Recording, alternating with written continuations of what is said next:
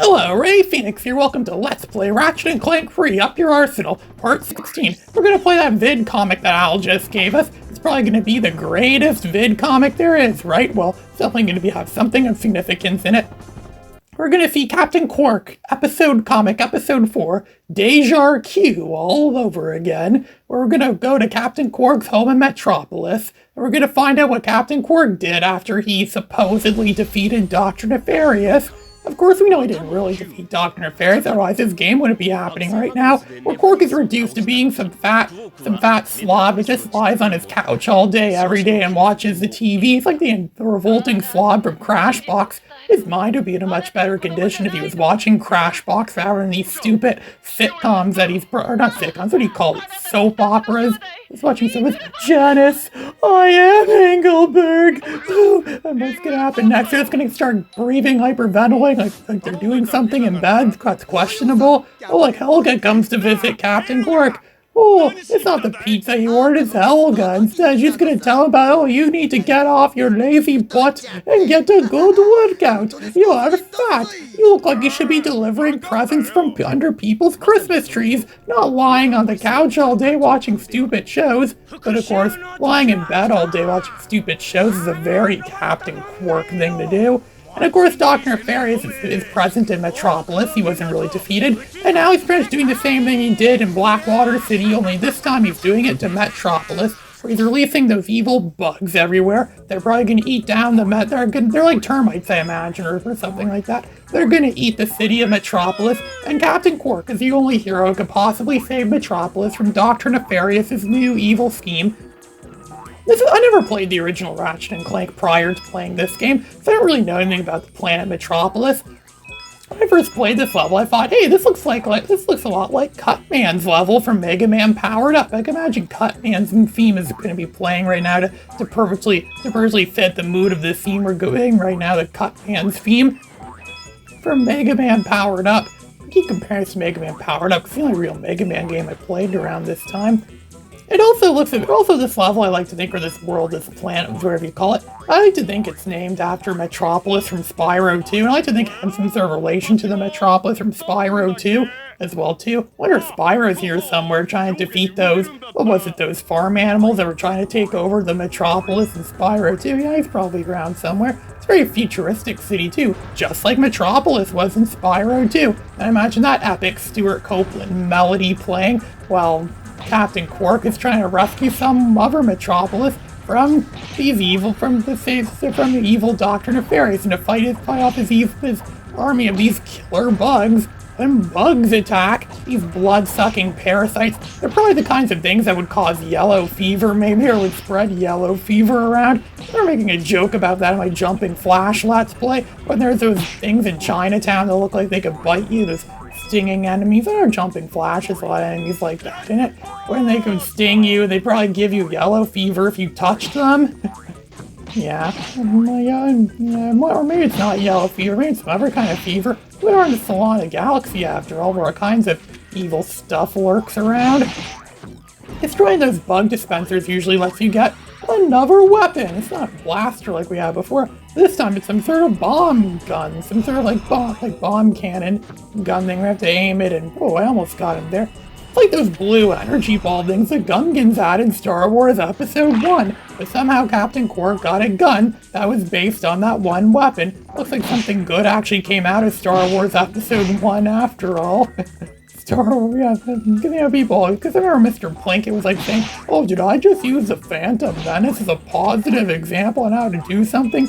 Gungans, they're like real-life people, and they're fighting against a real threat. The battle droids. That may be us very soon, considering how our world is going with AI taking over the world, and computers are becoming too dependent on computers. We're going to become like that someday, or we're going to have to be fighting for our lives against the mechanical menaces. And that's what Ratchet and Clank do in this game too. Is this another case where video games predicted the future? Remember a long time ago someone said video games predict the future? And this may be just more living proof of that video games are indeed a way to look into the future. And that's what this game is. It's a prediction of the future. Ratchet and Clank always try to predict the future. I mean, Ratchet and Clank Going Commando also kind of did that too, with the whole plot about there being a proto-pet And I actually came up with a new story for a new series of mine. And it's going to be like similar to that, but it's also mixed similar to the Jamster scam. Remember that scam from the 2000s where Jamster used to make those ringtones that people could buy and never told anyone it was a subscription? They pretty much scammed millions of people into buying subscriptions they didn't even know about, and they tricked them into getting so much money. It was diabolical. I'm glad those people got shut down. Well, they didn't really get shut down, it's just now their business isn't really relevant anymore. I mean, look who calls anyone nowadays. Like that time Weird Al said, some idiot just called me up on the phone. What? Doesn't he know how to text? Because I got first world problems. Yeah, first world problems. That's what everyone's complaining about these days. First world problems. And now Captain Quark is going against Dr. Nefarious. He's gonna finally put an end to that mechanical menace once and for all. But first he has to put an end to his bugs. There's been other video games too about fighting off bugs, like Centipede or Millipede, and then there was Spider Fighter, that Atari 2600 game from Activision. Yeah, I remember Spider Fighter, that was pretty good. And oh look, it's the head honcho of evil himself, Dr. Nefarious.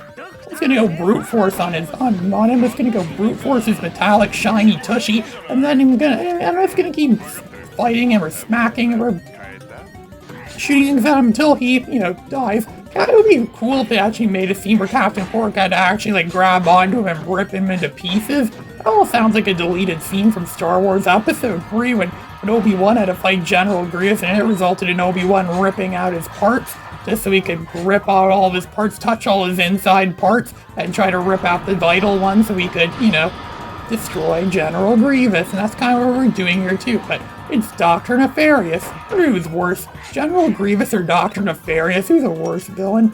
Yeah, probably still General Grievous because he's a ruthless murderer, and Dr. Nefarious just wants to turn the galaxy into robots. Some people say robots are lifeless and soulless. We only got 80 of the 100 tokens that time around. That only gave me 6,400 bolts. Yeah, I find more money by looking under the seats of the movie theater than that. I've been too bad, Captain Quark, whoever we are, would be soaking under the seats of the movie theater for bolts. And it was after they were showing that Beatles movie on the screen. Yeah, I really pity anyone that has to do something like that. But we don't need to do any more of that. We have the legendary Bolt Grabber. That means going to grab bolts for everyone. You should have quit when you were ahead, because he is just ahead. That's gonna throw him in the garbage. Captain Quark should have smashed his head and like smashed out his insides and maybe kept them somewhere to prevent him from ever coming back again. That would have been a more genius idea. But then again, it's Captain Quark. Do you really expect Captain Quark to ever be capable of doing anything genius? I don't think so. Of course he's not capable of doing anything genius. He's Captain Quark. He's Captain Quark. He's like his own level of something, whatever you call it. And Al's is going to tell us some new cheat codes, like the cheat code where you can make Quark appear in a tutu.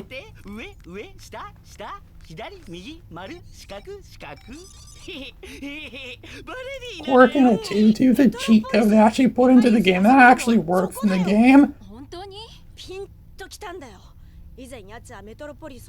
Gonna tell us how he thinks we should be going to Metropolis now, and maybe that's where Dr. Nefarious has his new plan or whatever it is. Because this game is pretty much just lava rinse repeat. We're going after Dr. Nefarious' evil plans, and we do that by going to all his different planets.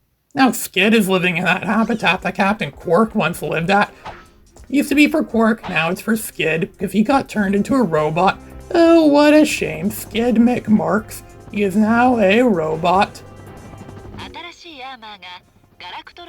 It's just telling us the new stuff's available at the store. Probably a new suit of armor, but I don't think we have enough bolts for that. I don't have bolts currency for some new armor yet. That would be, I think, the most powerful armor in the game that we could get in this regular mode before we go into challenge mode. So we're off our way to Metropolis. We're off our way to see the robotic wizard of the Solana Galaxy. We're gonna go to blow up his castle and to make him bow to our feet. And Metropolis, yes, that's Metropolis in Japanese. It's gonna feel the place is under attack all of a sudden. The Tyrannoids are everywhere, and Clank is doing that weird red-eye thing again. Probably just needed something to, take his mind off the tragedies going on in the galaxy, and the tragedies are happening in real life and in the game. Everything's filled with tragedy. There's never really a time there isn't tragedy. Oh look, how did he end up in Dr. Nefarious's grasp now? Wonder how Clank can be in two places at the same time. Is this some sort of new invention that Dr. Nefarious made? Did he prove Albert Einstein or whatever fruity crackpot said that one thing can't occupy two spaces at once? Did he just prove that to be wrong? Maybe he did. Maybe Dr. Nefarious truly is more brilliant than we ever gave him credit for. He's just boasting about how great he is and how he's a lot better than some stupid Ratchet or some stupid monkey from Ape Escape or some dumb thing like that. He's just going on about how he's, the greatest in the galaxy. He's like, no, you're not the greatest in the galaxy. The monkey from Ape Escape, the Ape Ratchet, whatever we call him, is the greatest in the galaxy. You'll never be greater than him. And he's just laughing as his robotic tushy off, just saying like, you're gonna get destroyed, and you're gonna soon realize that I am the greatest in the galaxy. Yeah, greatest at getting your butt whooped, which is what's about to happen.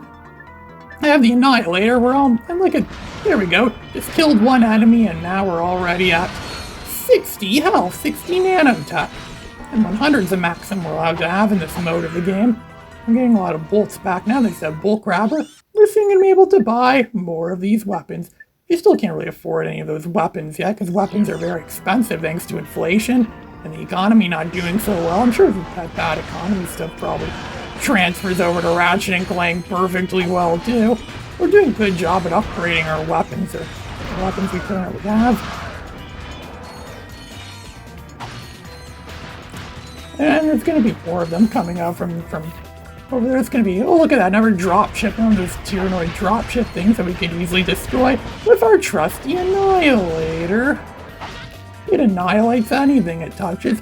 Guess it's living up to its name. We also have the flux rifle too. Just hide here and snipe them off. Just kill them like that. Shoo, shoo, shoo.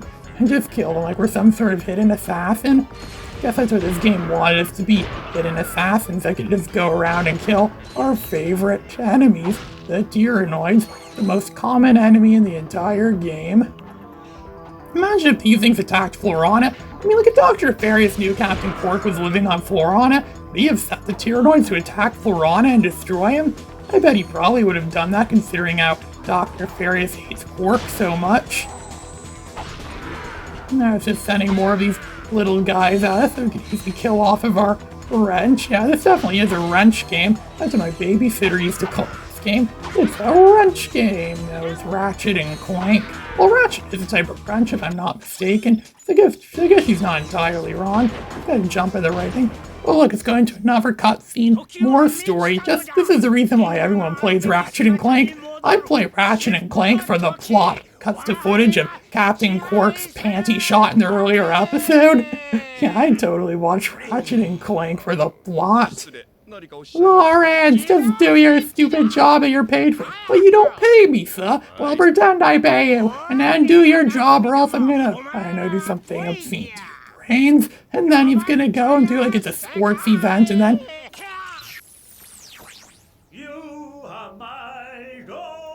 oh, look, it's just footage of him singing for something and making a total fool of himself. Is this an audition for Dancing of the Stars? Or maybe it's an audition for Solana Galaxy's funniest videos? That's what it seems more like. Like something that'd be on a show like that. This game is way better than AFV's ever been in the last decade or more. It's gonna say, oh, this is the real button you're supposed to press. It's going to make his Bio-Obliterator, his original variant of the Bio-Obliterator, come out. It's going to turn all the Tyrannoids into robots. They are now a lot stronger, they're a lot harder, and they're much harder to kill now. It's going to be a bigger challenge for us now. Ray Phoenix, signing out.